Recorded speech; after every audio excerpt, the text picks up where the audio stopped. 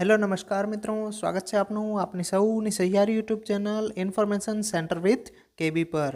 આજે આપણે ગુજરાતી ગ્રામરમાં સુવિચાર કહેવતોનો અર્થ વિસ્તાર જોવાના છીએ। કહેવત છે સંપ ત્યાં જંપ। સૌ પ્રથમ આપણે આ કહેવત સુવિચારનો અર્થ સમજીએ, જેથી કરીને આપણને સરળતાથી યાદ રહી જાય। ત્યાર પછી સમજૂતી લખીએ।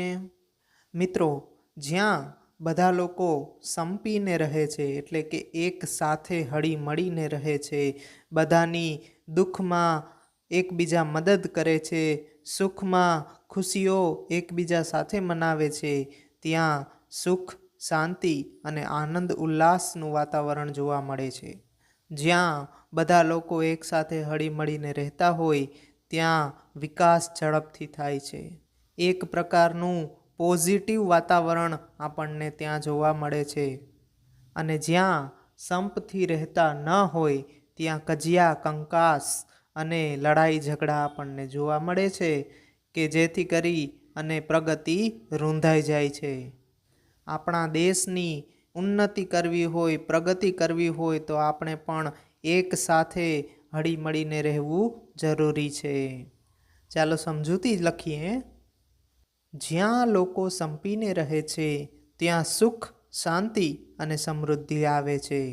જે સમાજમાં અને કુટુંબમાં લોકો સંપથી રહેતા હોય તે સમાજ અને કુટુંબના લોકો સારી પ્રગતિ કરી શકે છે।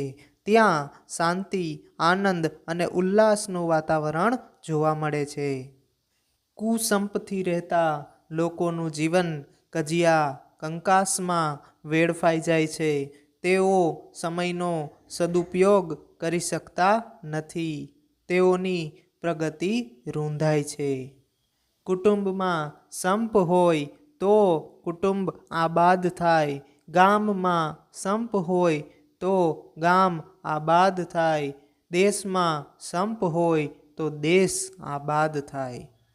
અહીં આપણને બોધ મળે છે કે આપણે આપણા કુટુંબની, આપણા ગામની અને આપણા દેશની ઉન્નતિ માટે સંપીને રહેતા શીખીએ। થેન્ક યુ સો મચ મિત્રો। આવા અનેક વિચાર વિસ્તાર અને અર્થ વિસ્તારના વિડીયો જે આપણી પરીક્ષાને લઈને અતિ મહત્વપૂર્ણ છે, એવા આઈએમપી વિચાર વિસ્તાર, અર્થ વિસ્તારના વિડીયો આપણે બનાવેલા છે, જેની સંપૂર્ણ પ્લેલિસ્ટની લિંક આપણને નીચે ડિસ્ક્રિપ્શનમાં મળી જશે। આ વિડીયો આપને કેવો લાગ્યો તે લાઈક અને કમેન્ટ્સ આપીને જરૂરથી જણાવજો। રેગ્યુલર આપણા વિડીયોઝ મેળવવા માટે આપણી ચેનલને સબસ્ક્રાઈબ કરી અને બેલ આઇકનને ઓલ પર સેટ કરી દેજો। આપના મિત્રોને પણ આ વિડીયો શેર કરી અને તેમની પણ મદદ કરજો। ફરી મળીશું નવા વિડીયો સાથે। ત્યાં સુધી જય હિન્દ, જય ભારત।